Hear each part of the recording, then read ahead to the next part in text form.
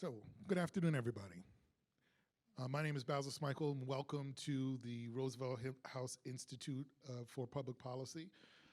Apparently, from what I understand, this is our first in-person meeting in 18 months. So, this is an incredible moment for all of us, and for me personally, because I'm new here. My name is Basil Smikle. I'm the director of the public policy program here, and it's wonderful to meet all of you and good to be a part of our first Brown Bag event. Before I go any further, I want to give you some brief announcements and make some acknowledgments. First and foremost, I want to thank President Rabb and the director of the Roosevelt House Institute, Howard Holzer, for their leadership. I want to thank our team, Peter, Bianca, Alexis, Phil, Aaron, Magda, and Danny. Thank you for all of your support. We have another Brown Bag event next week at this time in this location.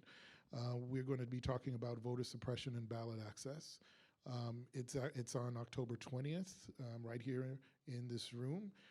Jerry Goldfeder, who is an election attorney, one of the best in the country, and Professor Sandy Schramm from Hunter will be here to talk about those issues. This is especially important because October 20th is the day of the first mayoral debate in the general election here in New York City. In case you didn't know, there's a mayoral election in a couple of weeks. And so that night is the first debate of the general, and we'll have some words from our guest it's part of the larger conversation where they'll preview what's going to happen that night and maybe a little bit about what the November election will hold for us. So next week, right here, same bat time, same bat channel, here at Roosevelt House, a conversation about voter access and ballot access and voter suppression. I also want to say that for this event, like many others, we'll go for about 40 minutes, and then we'll make sure to open it up to questions from you. And I want to say hello to all the folks that are watching via Zoom. Thank you for being with us today. So let's get right into it. We're about at the 50th anniversary, I think it was celebrated a couple of weeks ago, of the uprising at Attica in upstate New York. And I thought it would be a good opportunity, and it is a good time to talk about everything that's happening and the crisis at Rikers Island. So I'm joined today by some incredible guests who I want to introduce briefly. This is to my immediate left, Marcelino Rodriguez.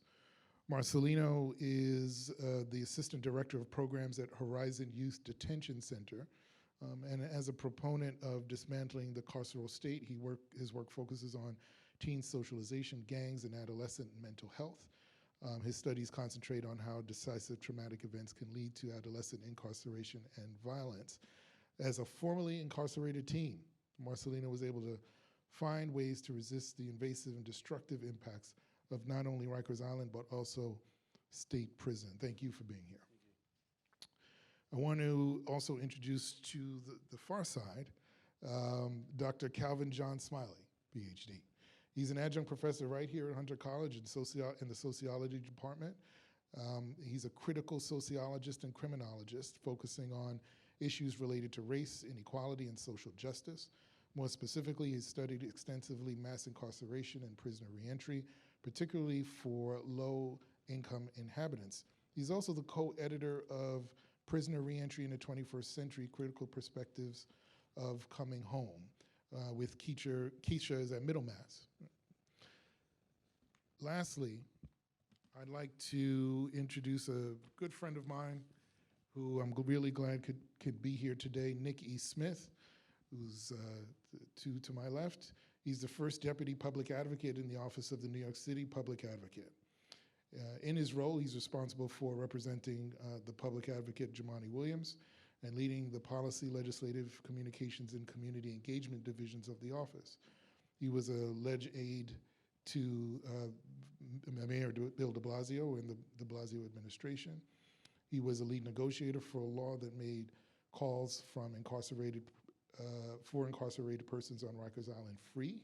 Right? and I'd love to talk about that and why that's important. He was Deputy Chief of Staff for Jimani while he was in the City Council and co-founded the National Network to Combat Gun Violence. He is a law graduate from St. John's University School of Law and got his undergrad degree in political science from University of California at Berkeley. And we thank you for being here, all of you. Thank you so much.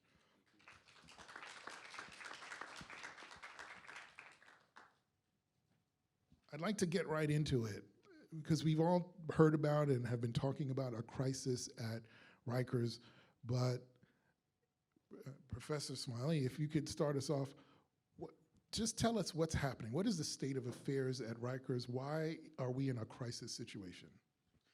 Prior to the pandemic, I used to teach a course at Rikers Island, along with many other programs that existed.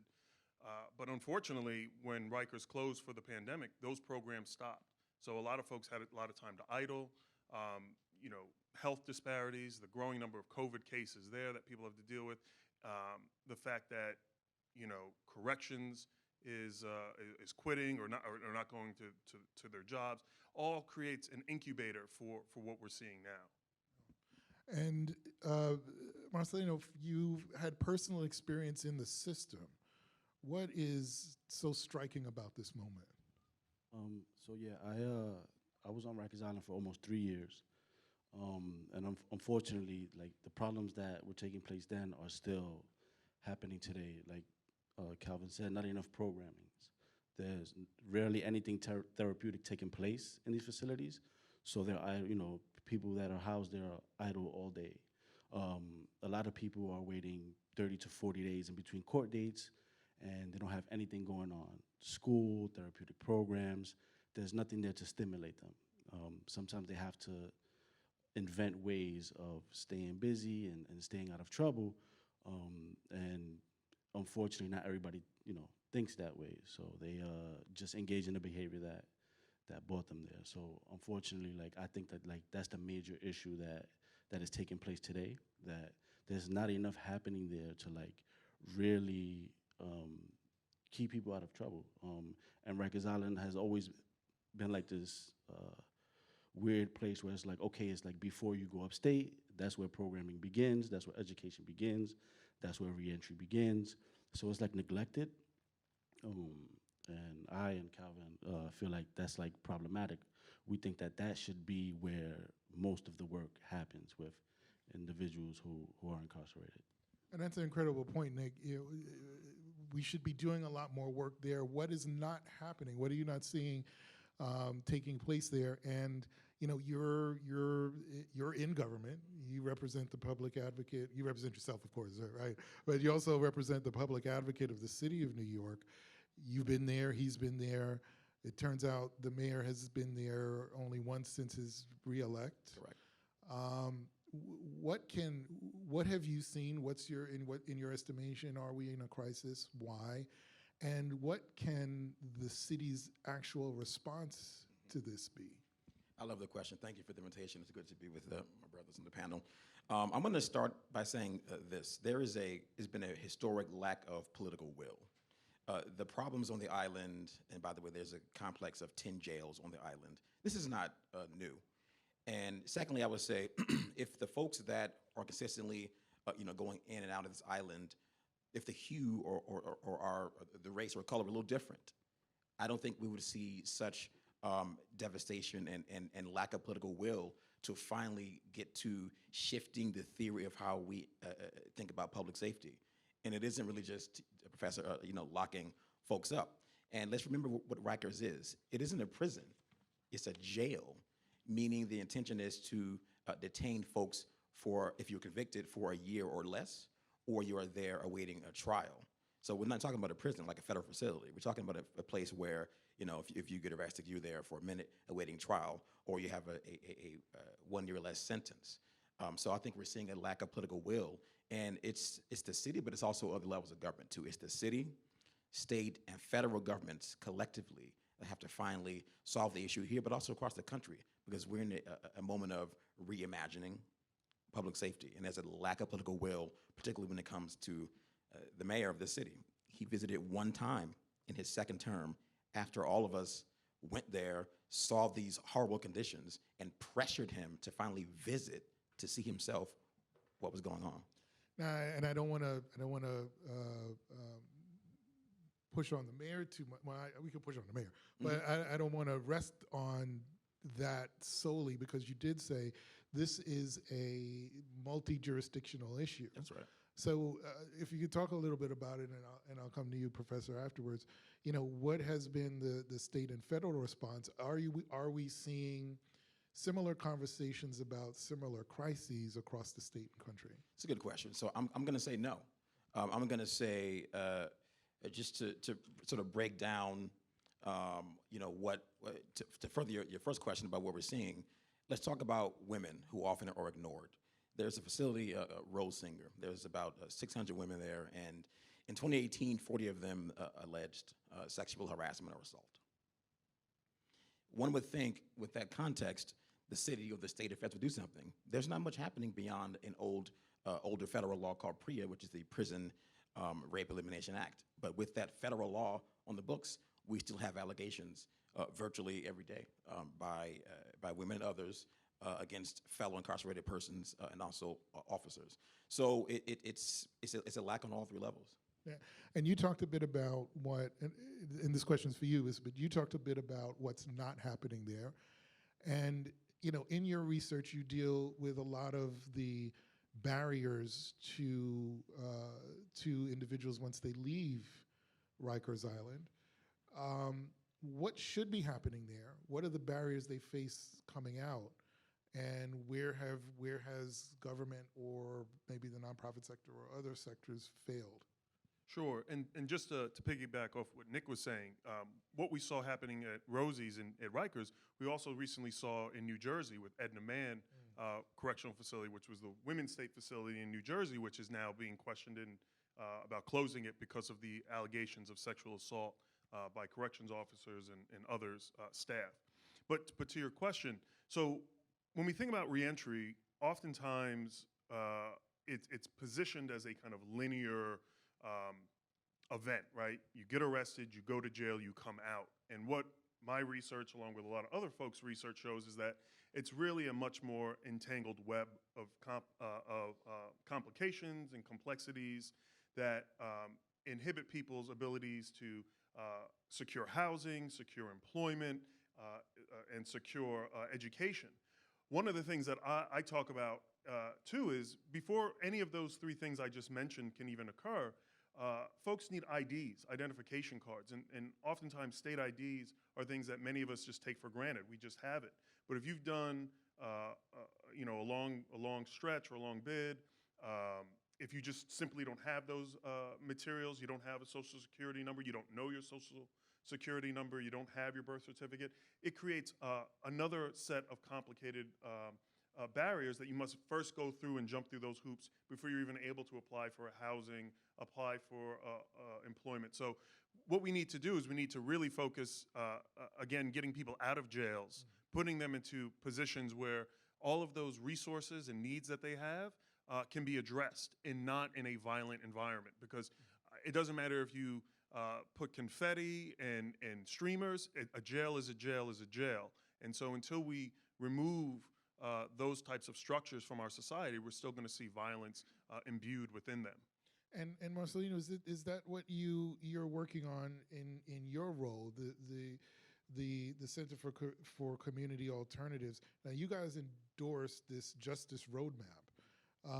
So I see it as a direct and explicit guide for policy change in New York. So talk about the roadmap. How does it address what we've been talking about? So the roadmap focuses on challenging a lot of the impacts of like systems that govern us. One being the court system, and the other being prisons and jails, like what takes place inside, right? A lot of the policies that exist, understanding them, understanding the people that implement them, and understanding the people that are affected by it, and setting up challenges to those policies and what they do to people. And that's what the Center for Community Alternatives is working on now, CCA. This is what we do with these policies, with our programs, is understanding that, yeah, we have policies and we have jails and prisons, but we also have people, right, who implement these rules, and they have their perspective and they have their discretion. So we have to consider all of this when we're addressing these issues. And if I could ask, what was the hardest thing for you coming out? Like, if you could speak personally a little bit. The hardest thing for me was I had so much I wanted to do. Like he said, like I came home the next day. I had my learner's permit. I wanted to have my own apartment, and I was looking for a job. I was doing so much, but I didn't breathe. I didn't take time to just like relax and like take it all in. And you didn't feel there was no support or not much of it. No, fortunately, I had support. I had my family. I had friends. I was part of an amazing college program that had stuff set up for people being released. So I had support. And I want to piggyback on something that Nick said, and maybe you can speak to it also. You talked about free phone calls. We touched on that. You know, how important is, well, how strong are the barriers between those that are there at Rikers and the engagement with their family and support services, even something like making phone calls? How critical is that? So when I first was incarcerated on Rikers Island, if you didn't have money, you had one free phone call a week and two on the weekend. One was the weekday phone call was 15 minutes. The two weekend phone calls were 6 minutes. You can see the problem that creates. Upstate, when I first got upstate, the phone calls were $8 per phone call. You had to choose between calling your mom, your children, your wife, your lawyer. I mean, it has changed a lot, but it's still too much for families to afford to communicate. And that's what made your work so important on that particular issue. That's right. And this is, a little bit beyond my experience in the public advocate's office. Just Nick, me, I have family who have been incarcerated, close family. And so for me, being a member of someone who was on the inside, having the opportunity to engage in policy reform, whether it's the mayor's office or the PA's office or the council, I'm going to do all I can. So that wasn't my idea. Let's be fair. There was a bill that a council person proposed to make these calls free. And my job as a negotiator was to figure out, one, can we do it? Two, how much would it cost? And three, what are the real world human positive consequences of doing so? And it wasn't easy. So I was in a place of, really battling folks who didn't get why we should spend $1 million, which is about the cost per year for all those calls over 1 year, out of a budget of, $95 billion. We're talking about 1 million. Mm-hmm. It's not a lot of money to make sure folks can talk to their family members. I think it was the right thing to do. Now, you touched on this a little bit, Professor, and I want to sort of bring this to the floor. We've talked about those who are incarcerated, but what about those that work in the system, those corrections officers? We've heard about violence in the jails. We've also heard of record calling out among corrections officers. I think there was an article recently about one correction officer who was arrested for bringing contraband to the jail or something of the sort. But where are the corrections officers in this conversation? And maybe that's also a question about not just the officers, but the union that represents them. Where are they in this conversation about reform? Can you touch on that a little bit?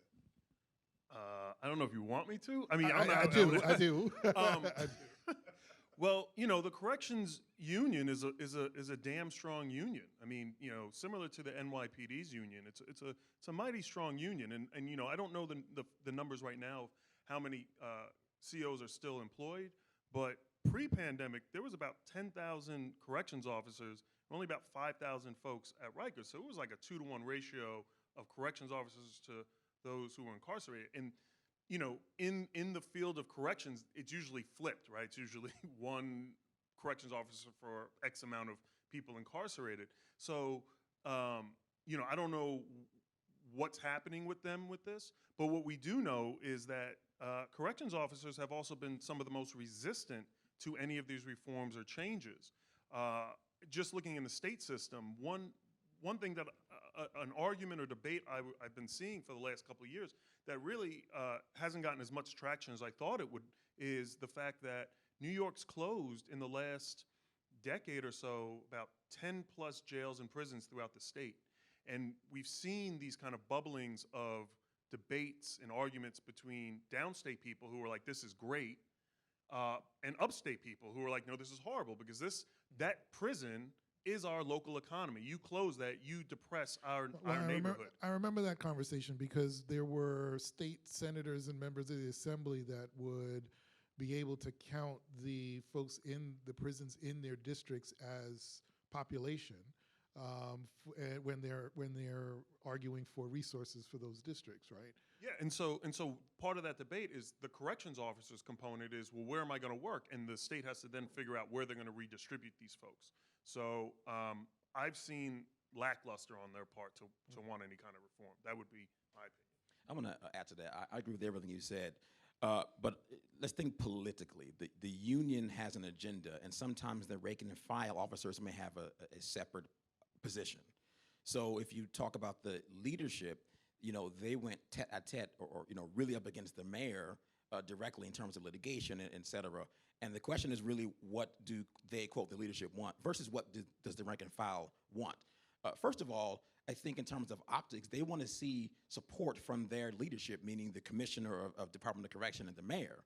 And what I keep hearing is there's no political support from City Hall. So even that alone, like visiting the island or hearing out officers or really digging into, when it comes to particular, for example, assaults against officers or different issues, even them being heard is an issue. I watched some of the videos of Benny, the union president, and he's saying stuff like, we don't get a meeting with City Hall. Nobody knows what's going on. We're trying to deal with all these issues that are in society in a set of 10 buildings. That's part of the issue, is as a first step, listening to what they got to say. We may not agree, but hear them out. Yeah. And I mean, do you work with corrections officers at all? What's been your experience with them and on their willingness for reform? Is it as the professor says and Nick alludes to, there may not be any real desire for change? So at the moment, I don't work with corrections. They're no longer at the facility where I work, but my experience with corrections officers is that they usually vote against their interests, right? Like there's this mentality, like this gang mentality. If they're the only ones speaking up against their supervisors and superiors, as we mentioned, they would be ostracized. They would be punished for it. There's this culture of that upstate that kind of like takes place in all these facilities. They rarely speak up against what is being done to them. Only when it's, as they say, by an inmate. My experience with like attacks on officers, honestly, they're rarely for no reason. Like the majority of the times they're provoked by the officers or just made up. I mean, there's no real way of proving that, unfortunately, but that has just been my experience. And as we talk about reform, there have been all kinds of proposals, including rebuilding vertically. I see. So how can that work? Has that worked anywhere? Yes, sir. So I know that this panel is about reform, but I need to make it clear. I'm an abolitionist, right? I'm someone who does not believe in prisons, the building of new prisons, and investing in punishment and harm. I am of the thinking that we need to invest in community, care, and really, as I think Nick said, reimagining what accountability looks like. And so, when we think about this idea of closing Rikers, which should have been closed eons ago. I mean, Rikers has always had this stigma to it. It's always been bad. The fact that its namesake is Richard Rikers in a moment where we're talking about monuments, statues, and other historical pieces of art or what have you that are relics and pay homage to slave traders and American slavery, Richard Riker was involved in the New York Kidnapping Club, right, in the 1830s. So that alone should tell us the mindset of what Rikers Island is. The fact that we are so willing to not take the next 6 years of when Rikers is to close and really reimagine what community spaces, housing, education, affordable, universal health care could look like, particularly in a moment of a pandemic. The arguments of what we can't provide health care to people, it's out the window, right? We're vaccinating people. The fact that we've given out universal basic incomes, small, but the seed has been planted that we can really think through other options. And I think that's where the conversation needs to go. Is that where the conversation is going at City Hall or in city government? And I know, and you know this as well, we've got some extraordinary members of the council who are younger, who are thinking out of the box, and more to come in this next class of council members. We've heard everything from defund the police to not really defund the police, or, you know, how is the council, how is government looking at reimagining or reinventing prison, Rikers, or abolishing it altogether? How's the city looking at it? Yeah, so in terms of the public advocate in our team, we agree. We're dealing with this. I didn't design it that way. By the way. That's not how this panel was designed, but I'm glad. We do. You know, we're dealing with a set of not great options. And so the tricky part for those who are in government that has to put the four corners of the paper down and say, what are we going to do, is we can and we do have the theory of, shifting the whole model, but we also have the today, which is we've had, I think, 12 deaths this year alone on the island. And when Jimani was there a couple of weeks ago, before the mayor went, he literally observed someone trying to commit suicide while he was walking through those buildings.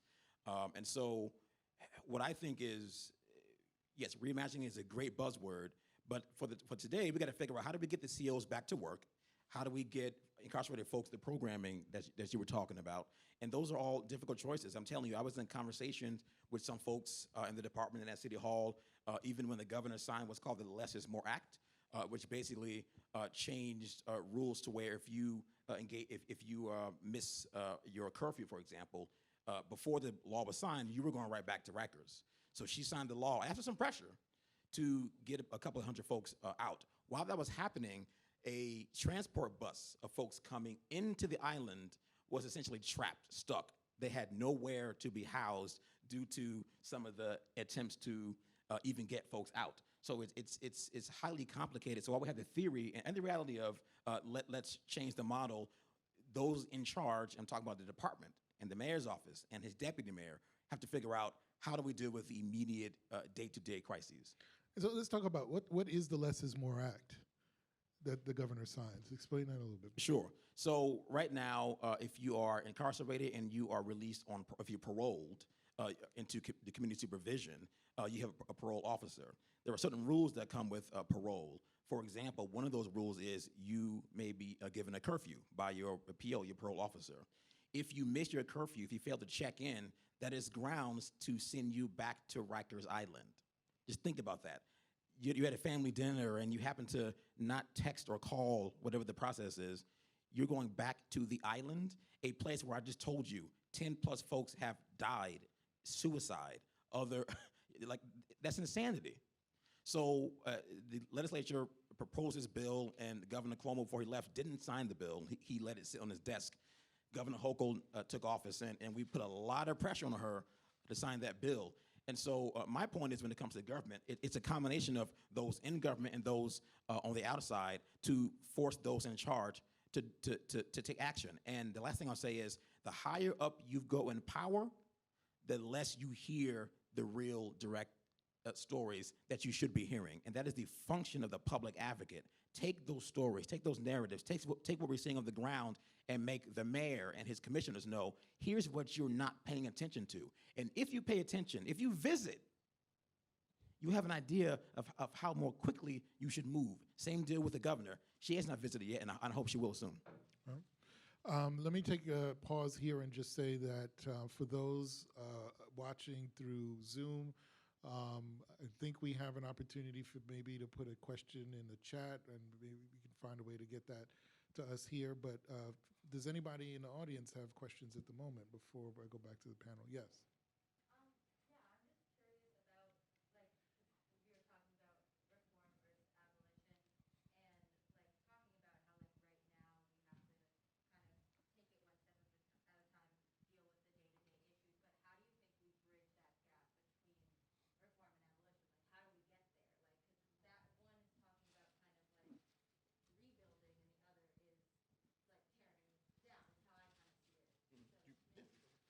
So that great question. Reform and abolition are not at odds with each other. They can work in tandem with each other, particularly if we think of reform as addressing the very immediate issues and abolition as a long-term a goal. And so a reformist, we want what Ruthie Wilson Gilmore says, a reformist reform that peaks or continues abolition. So we want to make the spaces better for those who are being housed and being held without, continuing or exacerbating the horrors of that place. I'll just give like an example, right? A reform that says a woman's prison should have pink bars, right, is a terrible form of reform. And I'm not making that up. There have literally been places where they thought, oh, we can make this more, I don't know, pretty or something. Whereas getting rid of solitary confinement is a reform. Those people are still housed. They're still locked in small places. But that's a reform that can build on, okay, we've eradicated that. Now let's eradicate these 5x8 cells. Now let's eradicate these buildings. Now you know what I'm saying? So yeah, I agree. We can't, in this session, without talking about Layleen Polanco, Khalif Browder, all the folks who were in solitary and who lost their lives. When this really blew up a few weeks ago, I was on the phone with a particular union rep who was telling me that there was a doctor held at knife point, and so they couldn't get life-saving medications to folks in different jails. It's insanity. So the question about bridging the gap, we can in fact walk and chew gum at the same time. You can have the vision of, the mayor is talking about moving Rikers into borough-based facilities. We support that as an interim step. But the immediate stuff like, let's get medications to someone, this is a true story, who is suffering from HIV and AIDS and needs his life-saving medication, and the medical staff who was assigned to give him his medication was literally being held at knife point. While the CEOs are also saying concurrently, we can't go to work because it's unsafe, yet our job is to keep people safe on the island. So it's very complicated. So that's why, to the point about who's coming in to take over, we got to be asking them, what is your theory of better protecting COs, staff, incarcerated persons, while currently thinking about how do we shift the whole model? And it's not easy, but if you're running for office, you have to answer those questions. And so I would encourage folks to ask all of our elected officials that question. So Calvin makes a good point that it's more than just abolishing a space, right? Because unless you abolish like certain policies and ways of thinking, like you can have small Rikers Islands all over the country. And I'll give you a specific example. If you shut down a prison and you just move the people detained at these prisons and the employees to another building, and you implement new policies, but you, however, have the previous administration, COs, captains, lieutenants, superintendents, implementing old policies that were, implemented 30 years ago when they first started, we're just gonna have the same problem in this new space. Right. And actually, and you touched on something I want to get to now, and I know there are some other audience questions. Let me just ask this one first. We're in the midst of a mayoral election. A narrative, and for full disclosure, I worked on a non-winning mayoral campaign during this primary cycle, just say that. But one of the narratives during this cycle was that as candidates were talking about bringing New York back post-pandemic, that we heard the crime numbers start to spike. we heard more questions and concerns from voters, or at least in the media, about quality of life. And it seemed that the narrative of the race went from bringing New York back to bringing crime down, engaging these quality of life issues. So I wonder then, and I'll ask all of you this, I'll start with you, Professor, what are the prospects for the kind of reform and abolitionist policymaking that we've been talking about in a new mayoral administration when you are dealing with voters' real or perceived concerns about crime and quality of life? Sure, and again, it goes back to the context, right? We're dealing with a global pandemic that is nowhere near over, right? In certain parts of the country, there are more deaths and cases than there were a year ago. As we all know, COVID's become politicized, masks, vaccines, et cetera. So we're dealing with what we've been shown is that perceivable safety net we had was probably made out of wet tissue paper, right? Because we've all fallen through in some way. What I would say to the new mayor or Eric Adams, right? I mean, presumably yeah. is, again, something that I think Nick said right at the beginning is, where's the will? Where's the will to make this change? I think often of the Barclays Center, right? $200+ million of city and state money went to building that. Almost, I think, $300 million in tax exemptions. Politicians, stakeholders always seem to have the money when it's for a stadium or something like that. But where are our clinics? Where are our, not shelters, but permanent housing facilities that give people substance abuse care, mental health counseling, social work? We always seem to run out of money for that. And then different organizations are fighting for the scraps of grants or having to turn towards the private sector and private philanthropy. Where is that money to be, and why aren't these places getting those tax exemptions at that same rate? So that's what I would challenge to the new mayoral administration. Yeah. Nick? President Biden, White House, Governor Hochul, Mayor de Blasio. All right, so the city government is about $100 billion. The state government is double that, and then we spent how many $1 trillion on the Iraq War? I never want to hear conversations about there's not enough money for, and I'm gonna use this keyword, prevention.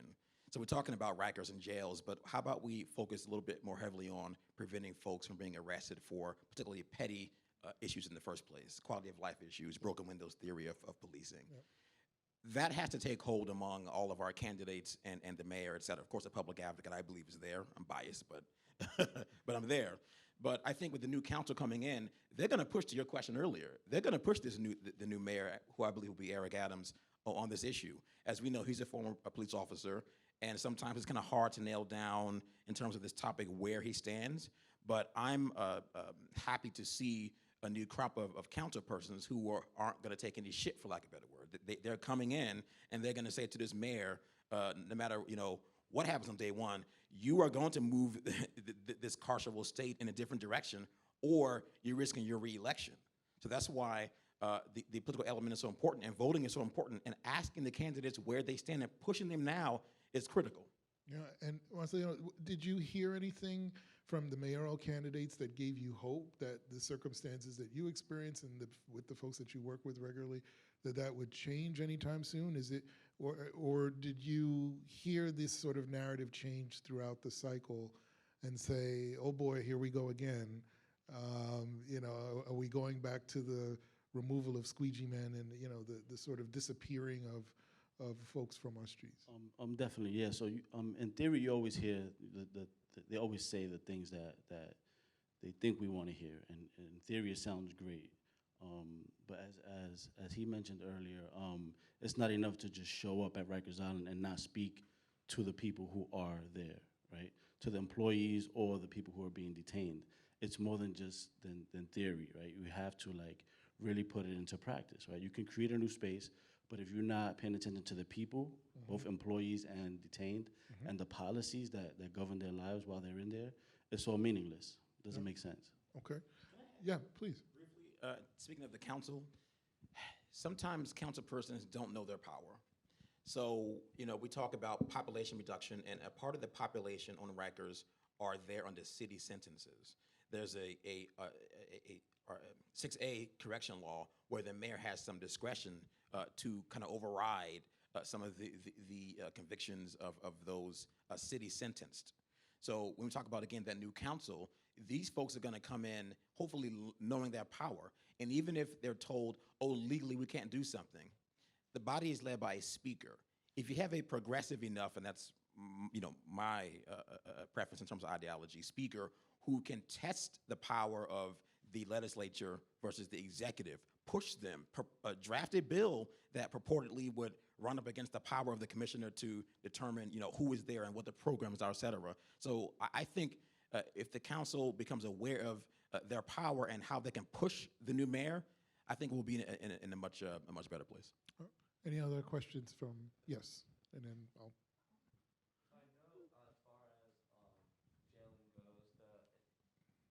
Thank you. Okay. So I know as far as jailing goes, the number of people that have been incarcerated over the years has increased. And especially with that increase, there's been a degradation of very basic necessities. And I know Marcelino mentioned earlier about like social programs, mental health programs. So I was wondering, and I wanted to ask, what would the introduction of social programs look like as far as recidivism rates go, especially in relation to Rikers Island? So, I mean, I'm part of this percentage. We know that people who get their GED or college degrees while incarcerated are less likely to go back to prison. Not only that, but just therapeutic programs and social programs are a way of resisting like what takes place in there, what happens to you, mentally and physically. You're doing something, you're being stimulated. It's a form of resistance, right? And if we could provide that, we can avoid a lot of the issues that we're discussing up here today. Yes, you had a question, and then I'll come to you. Please use the mic. One group that you've left out of this thing has been the district attorneys and the judges. And if you see how people sit there waiting to go to court, and also judges like that poor kid that killed himself for 5 years, didn't the judge ever look at the papers that he saw and at the arrest date of this kid? And 5 years later, I mean, it's not just the police or whatever. It goes all the way up to the district attorneys and the judges and how they handle, and the discretion especially judges and district attorneys have to let a lot of this petty stuff go and not put people in jail for just small misdemeanors. And so I think the whole thing that's been going on now has really left this group out. And I think that there's a lot of problems with the judges and with the district attorney. Yeah, and let me piggyback on that because I remember. Thank you for your questions, all of you. Thank you. One of the things that I was involved with. I moderated a conversation between our current Attorney General Tish James and the Baltimore City State's Attorney Marilyn Mosby. That's a mouthful.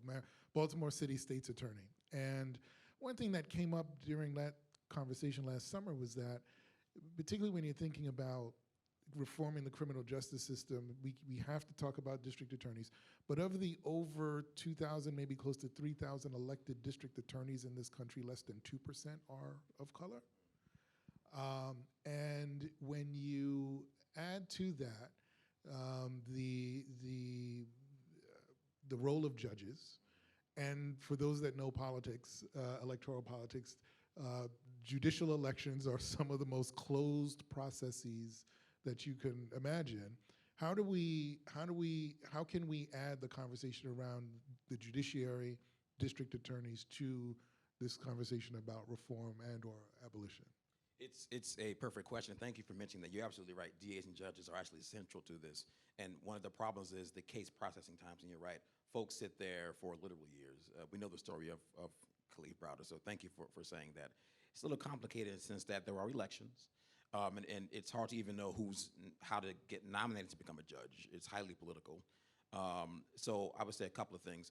One, we should become informed about that process. If there are those of us who agree with the ideology that I believe we've been speaking of, let's figure out how to funnel them into a process of being nominated or elected to these roles. When it comes to those who are currently in office, the DAs and judges, you have some who agree with the theory of, not arresting folks for certain low-level, or prosecuting folks for low-level offenses, and those who do not. And under that umbrella, they're all Democrats. So, the question is, really watch who are we electing when it comes to judges and case processing. That's going to be OCA at the state level, and also our legislators who, for example, if you talk about bail reform, there are judges that are still issuing unaffordable bails under the crime exception to the bail reform. And remember, bail reform was rolled back in some ways after it passed because of political pressure. I thought that was embarrassing for our state to move backwards when our neighbors in New Jersey took steps forward. So that goes back to the point at the top of political will. So who are we electing as judges, or who are we funneling into the process, and what are their platforms? We got to pay attention to that little nuance. Yeah, and I think here in Manhattan, it's going to be interesting because, presumably Alvin Bragg will be the new Manhattan DA. And for anyone paying attention, there's only been two last 50 years. Yeah, And Alvin Bragg will be the first person of color to ever be a Manhattan DA in the history of New York. I got the pleasure to sit on a panel where we got to grill all of the candidates in the Democratic primary for the DA in Manhattan. And let me tell you, there were a lot of questions that were solely around what he would prosecute, what he wouldn't prosecute. And so I think that along with the new mayor, Alvin Bragg will also have to be held accountable. I think there are going to be a lot of people who want to do that. And then one last thing too, I will give New York, particularly New York City, some credit in terms of who is in these spaces now at Rikers and at some of the other facilities. And while it is atrocious, anyone is there, particularly people who are there for technical violations or what we might call nonviolent offenses. The unfortunate reality is that the majority of those who are there for crime. They are there for crimes such as murder, attempted murder, manslaughter, burglary, assault, robbery. These are crimes that we all look at and we do shudder, right? So we have to actually even start this conversation about how are we going to help those folks. I think we often start the narrative with the grandmother who, had a joint, and because those are narratives that we can all digest very easily. But what about the guy who did shoot someone? I was just watching the news this morning. A 13-year-old shot another 13-year-old over the weekend. Those are the cases that we have to start with about, redoing this whole system. And I think from there, that helps us push our own bias and our own agenda forward. You mentioned Khalif Browder, and I think it's unfortunate what happened to him. And I think part of the conversation also has to be the judges, district attorneys, officers, even the person who accused him, seeing more people like that being arrested and incarcerated, because they contribute to a lot of the suffering of incarcerated people. So it's more accountability up and down the system. Yes. Yeah. Yes, you had a question. She's going to come around. So I was wondering that has there been any bail reform for anybody to be like out of jail this year? Like, what about the people who are innocent, who are in jail? Like, is there like a chance for like a bail reform, or not a protest, but Release, I think you're getting at. Yeah. Oh, you can jump on that? No. Okay. I would say no. I think that's going to have to be a conversation with your state lawmakers, because they are, in fact, in control of what's called the state correctional law, and that governs what so-called crimes are on the books, and also the rules for release. There's some city discretion as well, but that is really a state issue. And unfortunately, there's groups like the Innocence Project who have for a very long time dealt with this issue, both in New York and across the country. But I can guarantee you there are people on Rikers now. Remember, most of the folks on Rikers are there awaiting trial and are simply accused. And there are some people who are convicted for a year or less. But even then, even for those folks who are convicted, and when you're convicted of certain crimes, you're sent upstate. So the question is not just Rikers, it's the system statewide, which is why this is a statewide conversation. And just and either right before COVID or during COVID, New York just passed some legislation that prosecutors have to hand over discovery, right? Yes, that's right. So previously, a prosecutor could withhold evidence from the defense that could exonerate somebody or get them out of a jam. So, you know, that is huge that they would actually have to be more transparent before it even goes to trial. And so one thing that's really interesting too, talking about the bail, there's an organization called the Bail Project. And what they do is they have a cycle of funds that they refunnel through their organization, and they pay people's bail to get them out, because we know that if someone is being held pretrial detention, they can't work, they're alienated from their family, their community, all the other kind of mental or physical traumas that can come from that. And so there's always been pushback about bail, that if someone gets out of gets out, that they'll jump bail, right? They'll leave. In fact, what the Bail Project's numbers have shown is that something like 90 some odd % of the people that they bail out show up for court, and something like 40 to 44% of all of those cases against those people are actually dropped, because one of the things that prosecutors lean on is predatory type of charges, meaning that they'll charge you with a lot of things to pressure you to take a plea deal. Because if you don't take a plea deal and you're convicted, you might be serving a lot more time. So they know that they can lean on people that way. When people get bail and they're able to go to an attorney and collect that evidence, the prosecutor may not really have a case, and so the prosecutor has to drop it. Thank you for your question. Hello. So, as a citizen of District 14 in the Bronx, I see the neglect in the community. As somebody who works as a paraprofessional in the DOE, I see the neglect in the DOE. Especially, and I do consider it a form of economical violence in the community that leads to this branch that we know comes from an uglier root. I think we're all learning and trying to see, how do we fix it? How do we get a stronger force of advocacy for humanity in the system, in society, in the schools, and for the children who are, especially now as you spoke about violence going up, I am hearing rhetoric about bring back stop and frisk. So where are we going? I know that the light is shining right now on Rikers Island, but I know in my community personally, the light is not being shined on. And this is what's happening to our children and our youth. So I guess the bigger question is the advocacy for humanity inside the systems. How can we make it more powerful? Yeah, I got to say, that's a powerful question, right? Because we can talk about reforming systems, but how do I legislate or see what's in your heart and reform that?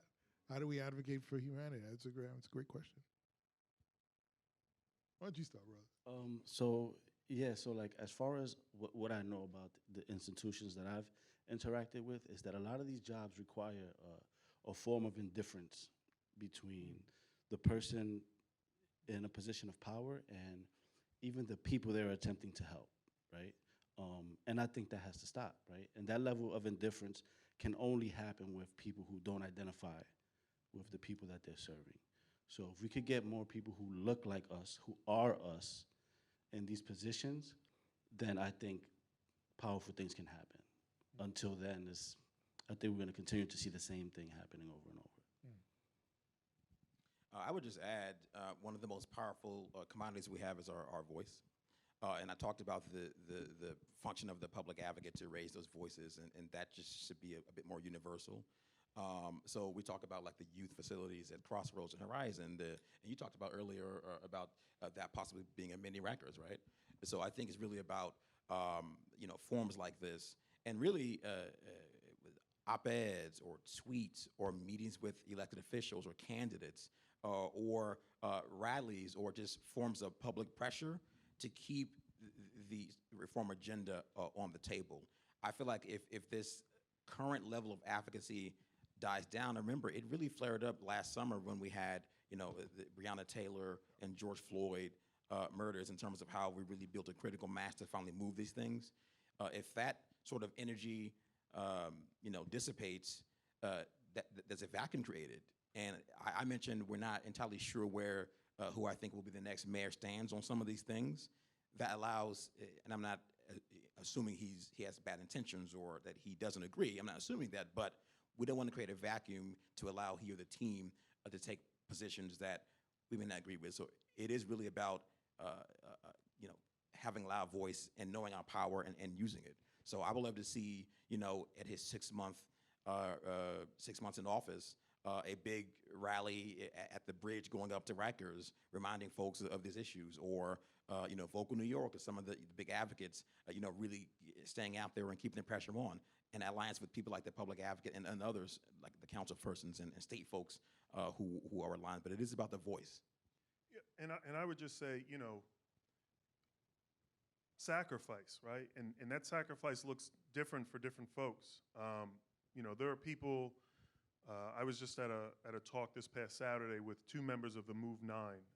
A real quick recap: the Move 9 were convicted of killing a cop in 1978, and they just were released after 40 years. There are other folks like Leonard Peltier, Mumia Abu Jamal, who are still incarcerated for fighting for these same things. So, we're not going to get there because we all hold hands. We get there because unfortunately, some people's lives, Martin Luther King, Malcolm X, Medgar Evers, people, oppressors don't give up the oppression that easily, right? But I have to say, violence begets violence. So we have to retool our own thinking about what our culture of care looks like. And more recently, I believe, end of last year, December of 2020, the American Institute of Architects just came out saying, and I'll quote, they are prohibiting members of their organization to knowingly design spaces intended for executions and torture, including indefinite or prolonged solitary confinement of prisoners. So you have the AIA coming out and saying, we can't be a part of this anymore because we know what building that infrastructure looks like and what that does to those inside. So we really have to put that, what does community care look like? And does that mean that we need to open more rec centers, more art therapy, more sports facilities, more drama, more science, STEM? I mean, I think that the possibilities are limitless, right? Again, it goes back to the will. Where are we going to put those funds? Where are we going to put those efforts? Are we going to really take defund the police seriously? Because defund the police has never been about Monday there's police, Tuesdays there's no police. Defund the police is a divest, reinvest movement, saying we can reallocate some of this 11 billion funds and put that into the community and shine light in District 14 in the Bronx. And instead of hiring, cops to walk the neighborhood, we have trained professionals who know how to interact with those children. So credible messengers, violence interrupters, folks like Marcelino who've gone through that experience. Just as a quick recap, I teach a course at Horizons with Marcelino. Some of the hardest things is connecting with those kids. It takes time, it takes patience, and Marcelino has that with those kids, right? They respect him because he has a story to tell. And I know one kid in particularly, he was on the fence about doing programming, and Marcelino started talking to him and just said, I did that. I had that time and whatnot. And that kid came around. He started talking to us. So, I always appreciate when I'm in the hall with Marcelino because, that's the gatekeeper, right? That's the person who's going to get those kids to come over and sit down and talk about sociology, right? Okay, we're just about out of time, but one thing that I would like to do, because we are in the Roosevelt House Institute, this is Hunter College, I want to just address the students for a second, because this is something that was said earlier I think is really important. For those in my class or other classes that read John Kingdon and when he talks about policy windows and policy cycles, when you're looking at issues that sort of are on the public agenda and then they sort of go off, right?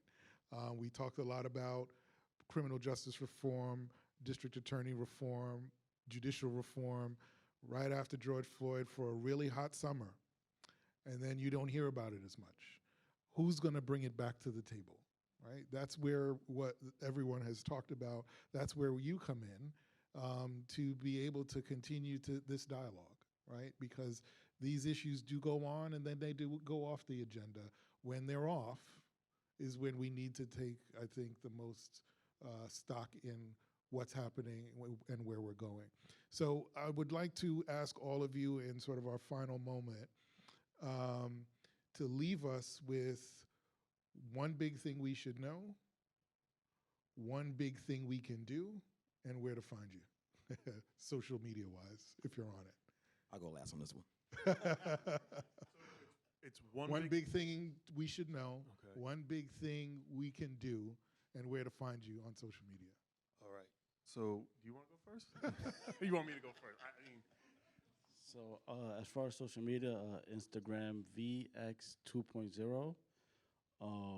One One thing we can do, and one big thing we should know. and one big thing we should. So the one big thing we should know, and most of us know it already because we're here, is that there are people suffering all around us.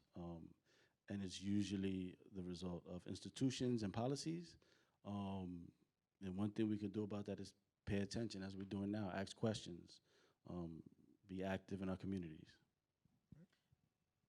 I think one big thing we should know, and it's kind of redundant to what I said earlier, but this is critical.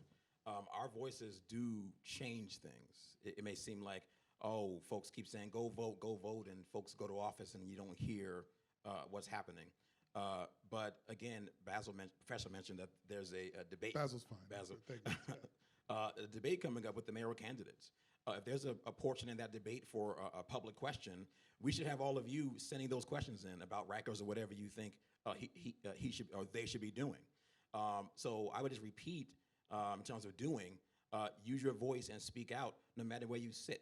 We all have experiences in our lives. They all do matter. And if we sit back and allow folks to govern us without us managing up and letting them know what we want, then it's kind of hard to complain on the back end when we see results that we don't want. So I would really say and repeat, use your voice. And in terms of contact, I'm at the Public Advocate's Office, so on Twitter we're at NYCPA.